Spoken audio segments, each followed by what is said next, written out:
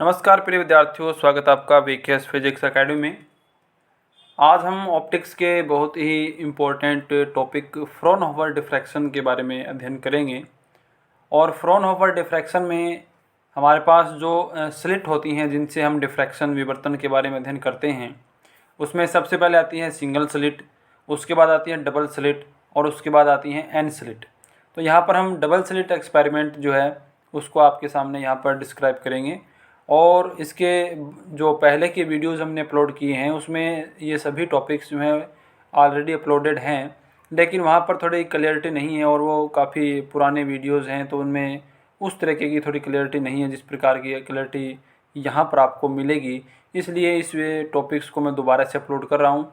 और इस टॉपिक के कंप्लीट नोट्स जो हैं, या आप कह सकते हैं कि टोटल PDF के रूप में जो नोट्स हैं वो आपको टेलीग्राम चैनल पे मिल जाएंगे, जिसका डिस्क्रिप्शन बॉक्स में आपको लिंक मिल जाएगा। वहाँ से आप जाके टेलीग्राम चैनल को ज्वाइन करें, जिससे कि आपको आपके इंपॉर्टेंट PDF नोट्स जो वो प्राप्त हो सकें। के विद्यार्थियों के लिए भी ये लगता है और जनरल BSc के विद्यार्थियों के लिए भी अप्लाई होता है। तो यहाँ पर आप देख सकते हैं Fraunhofer diffraction due to double slit. दो समांतर रेखा छिद्रों द्वारा फ्रॉनहोफर विवर्तन किस प्रकार से हम निकालेंगे, किस प्रकार से यहाँ पर व्यतिकरण और जो विवर्तन का मिक्स प्रभाव है पर्दे पर आपको प्राप्त होता है। तो यहाँ पर आप देख सकते हैं ये इनका जो सेटअप है, एक्सपेरिमेंटल सेटअप कह सकते हैं, ये डायग्राम है। इसके अंदर यहाँ पर ये जो टोटल आपको डिस्टेंस दिखाई दे रही है यहाँ से लेके यहाँ तक की, ये A और D एक पॉइंट है, A से लेके D तक। यहाँ पर ये वाला जो पॉइंट है D से C तक का, ये पारदर्शी है। और इसी प्रकार यहाँ ये B से A तक का यानी AB है, ये भी पारदर्शी है। और इन पॉइंट्स के यानी इन पारदर्शी पार्ट के मिडल में हमने दो पॉइंट ले रखे हैं S1 और S2, ठीक है। और ये जो B से C तक का ये जो पार्ट है, ये वाला, ये पार्ट अपारदर्शी होता है जिसकी चौड़ाई होती है B, ठीक है। और ये जो पारदर्शी भाग हैं इनकी चौड़ाई होती है स्मॉल e माना जाता है। तो इस प्रकार से जब हमने इनको सेंटर में लिया है, तो सेंटर में लेने के बाद हमारे पास जो ये वाली जो विड्थ है ये E/2 हो जाएगी, क्योंकि टोटल E है तो उसका सेंटर में हाफ हो गया। इसी प्रकार ये भी E/2 हो जाएगी। तो यहाँ से लेके यहाँ तक अपने टोटल जो इसकी विड्थ है, द्वारक की जो चौड़ाई आप कह सकते हैं वो हो जाएगी आपके पास E+B, यानी E+B हो जाती है। अब हमें यहाँ पर पथांतर ज्ञात करना होगा, कलांतर ज्ञात करना होगा। अगर आपने सिंगल स्लिट एक्सपेरिमेंट को अच्छे तरीके से क्लियर किया हुआ है तो ये बहुत अच्छे तरीके से समझ में आ जाएगा। और तक सिंगल स्लिट एक्सपेरिमेंट के बारे में नहीं पढ़ा है तो आप प्लेलिस्ट में जाके देख सकते हैं। ऑप्टिक्स से प्लेलिस्ट के अंदर आपको पुरानी वीडियोज़ हमने अपलोड कर रखी है, वहाँ पर आपको मिल जाएंगी। और अगर आप नई वीडियो प्राप्त करना चाहते हैं तो कमेंट कीजिएगा, आपको नई वीडियो भी प्रोवाइड करवाएंगे। तो यहाँ पर आप देख सकते हैं फ्रॉनहोफर विवर्तन में जो वेव फ्रंट होता है, तरंगाग्र होता है, ये समांतर तरंगाग्र आपके पास आता है। और उसको पर्दे पर प्राप्त करने के लिए आपको एक लेंस का यूज़ करना पड़ता है। और प्रैक्टिकली समांतर तरंगाग्र प्राप्त करने के लिए भी आपको एक पॉइंट सोर्स से, बिंदु स्रोत से लेंस लगा के, उत्तल लेंस का यूज़ करके आपको एक वेव फ्रंट जो है वो समांतर वेव फ्रंट प्राप्त करना पड़ता है। तो इस प्रकार से मान लीजिए थीटा एंगल से इनका विवर्तन हो जाता है, डिफ्रैक्शन हो जाता है।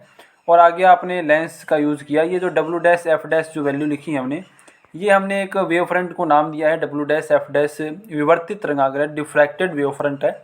जो लेंस के बाद यहाँ से मान लीजिए इस लेंस ने इसको एक पॉइंट में मिला दिया पर्दे पर, वो स्क्रीन पर पॉइंट है वो P है। अब इस P पॉइंट पे हमें मैक्सिमा, मिनिमा, उच्चिष्ट, निम्निष्ट की ये कंडीशन हमें बतानी है। तो यहाँ पर हम क्या करेंगे, यहाँ पर हम पथांतर ज्ञात करेंगे। तो हम S1 से और इस ये वाली जो लाइन है इस पर एक परपेंडिकुलर ड्रॉ करते हैं, जिसे हमने कहा S1 के।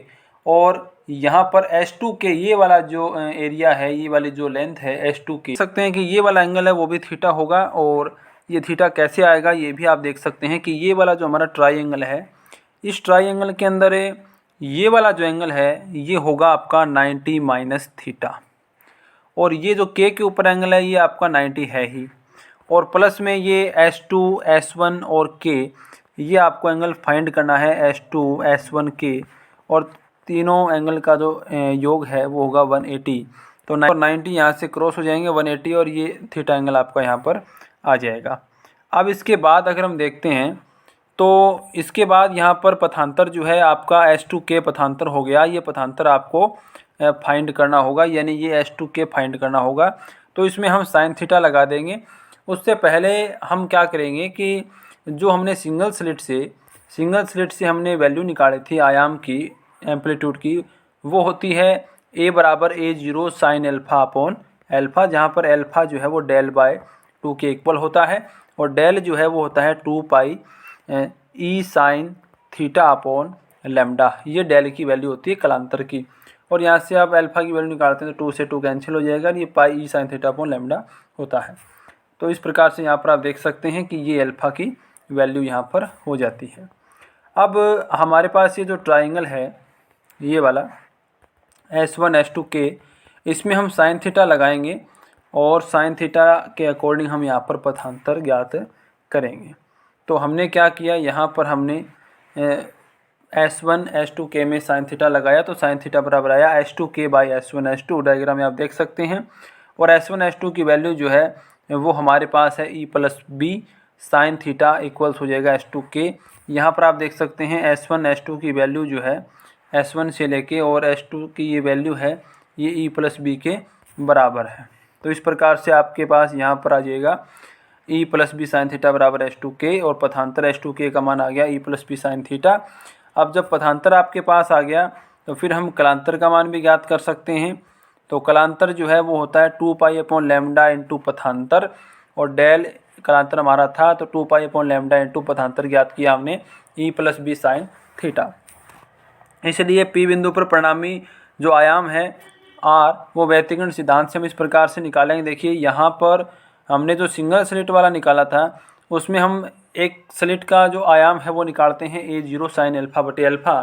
तो यहाँ पर जो हमारे पास ये जो डायग्राम है डबल स्लिट है, इसमें एक बार तो हम इसको एक स्लिट मानते हैं और एक बार इसको मानेंगे तो 2 हो गए हमारे पास डबल स्लिट है। इसका आयाम है वो है A साइन एल्फा बटे अल्फा, इसका भी इतना ही है। तो इनको हम एक डायग्राम के अकॉर्डिंग परिणामी ज्ञात करने के लिए यूज़ करते हैं इस प्रकार से। और यहाँ पर क्या होगा, OA जो है वो A0 साइन एल्फा बटे अल्फा हो गया और ये भी सेम हो गया क्योंकि डबल स्लिट है, सेम है इनकी जो चौड़ाइयाँ वगैरह।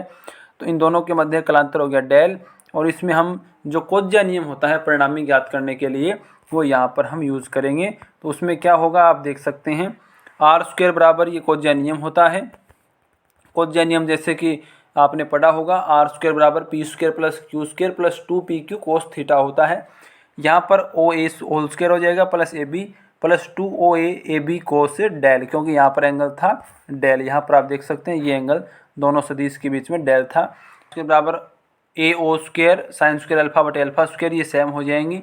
और यहाँ पर जब मैं वैल्यू रखूँगा तो दोनों मल्टीप्लाई में है, 2 आगे लग जाएगा और फिर से होल स्क्वायर हो जाएगा और आगे आएगा कोस डेल। नेक्स्ट स्टेप के अंदर हम क्या करेंगे, नेक्स्ट स्टेप के अंदर हम यहाँ पर आप देख सकते हैं ये जो शुरू वाले 2 पद हैं ये जुड़ के डबल हो जाएंगे और यहाँ पर ये पद रह जाएगा। 2 यहाँ से कॉमन भी ले सकते हैं साथ में आप, जिससे कि आपके पास डायरेक्ट ये वैल्यू आ जाती है। जब आप साथ में 2 कॉमन लेंगे तो 2A² sign square alpha upon alpha square ये भी कॉमन आ जाएगा, 1 प्लस कोस डेल। और 1 प्लस कोस डेल जो है यानी कि फॉर्मूला होता है 1 प्लस कोस A बराबर 2 कोस स्क्वायर A बाई 2। तो यहाँ से 1 प्लस कोस डेल है वो हो जाएगा 2 कोस स्क्वायर डेल बाई 2। यहाँ पर हम इसमें वैल्यू रख देंगे। इस प्रकार से हम देख सकते हैं कि ये R² की वैल्यू आएगी 4A² sine square alpha upon alpha square cos square del by 2। Simple रखने के लिए मैं डेल बाई 2 को यहाँ पर बीटा मान लेता हूँ, जिससे कि मेरे पास परिणामी आयाम है वो आएगा R बराबर 2A0 sine alpha upon alpha cos del by 2। उसमें इक्वल नंबर हो जाती है 2, क्योंकि यहाँ पर आप देख सकते हैं यहाँ पर इस पर स्क्वायर थी तो ये R² की वैल्यू थी। जब हम R निकालेंगे तो ये इधर से रूट लगेगा तो जहाँ पर स्क्वायर है वो स्क्वायर हट जाएंगी, हमारे को परिणामी आयाम मिलेगा। लेकिन इस समीकरण 1 से हम देख सकते हैं कि ये समीकरण 1 जो है वो तीव्रता की है, क्योंकि R² यानी परिणामी आयाम का स्क्वायर है वो तीव्रता के समानुपाती होता है। तो हम यहाँ से तीव्रता ज्ञात कर सकते हैं।